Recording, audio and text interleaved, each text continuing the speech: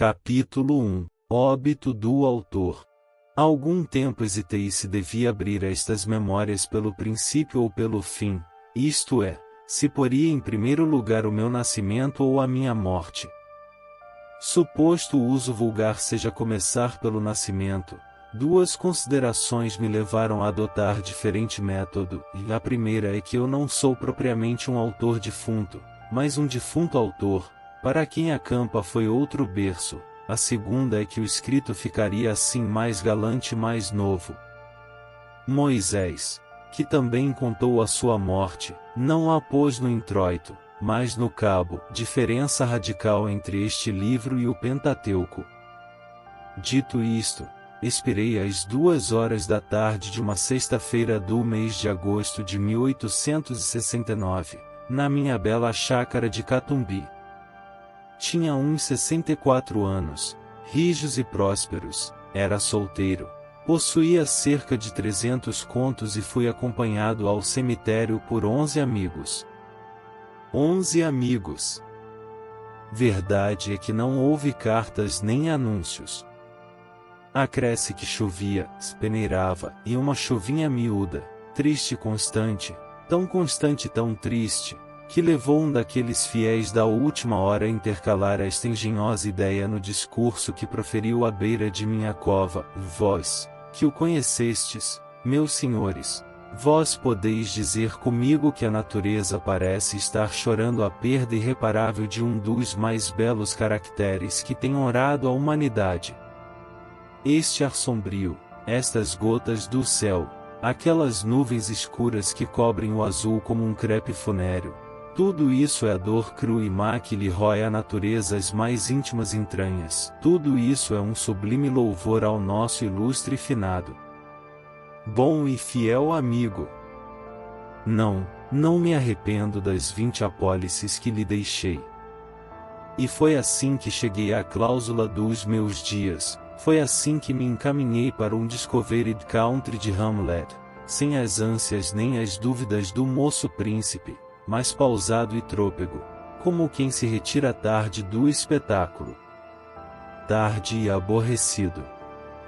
Viram-me ir umas 9 ou 10 pessoas, entre elas 3 senhoras, minha irmã Sabina, casada com o Cotrim, a filha, um lírio do vale, e... Tenham paciência.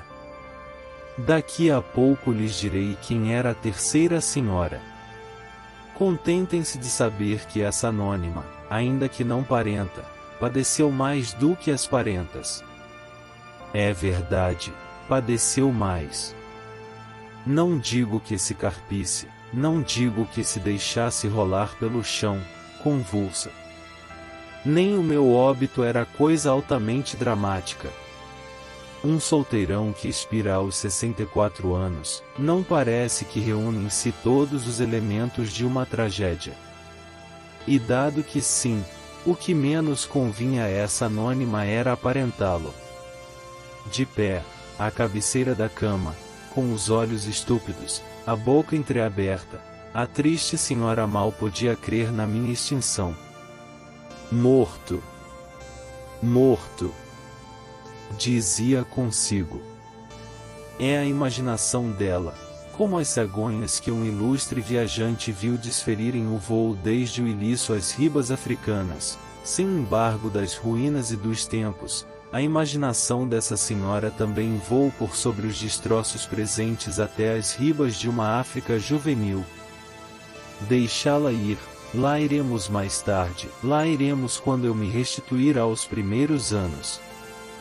Agora, quero morrer tranquilamente, metodicamente, ouvindo os soluços das damas, as falas baixas dos homens, a chuva que tamborila nas folhas de tinhorão da chácara, e o som estrídulo de uma navalha que um amolador está afiando lá fora, à porta de um correeiro. Juro-lhes que essa orquestra da morte foi muito menos triste do que podia parecer. De certo ponto em diante chegou a ser deliciosa. A vida estrebuchava-me no peito, com os ímpetos de vaga marinha, esvaía-se-me a consciência, eu descia a imobilidade física e moral, e o corpo fazia-se-me planta, e pedra, e lodo, e coisa nenhuma. Morri de uma pneumonia, mas se lhe disser que foi menos a pneumonia do que uma ideia grandiosa e útil, a causa da minha morte, é possível que o leitor me não creia, e todavia é verdade. Vou expor-lhe sumariamente o caso. Julgue-o por si mesmo.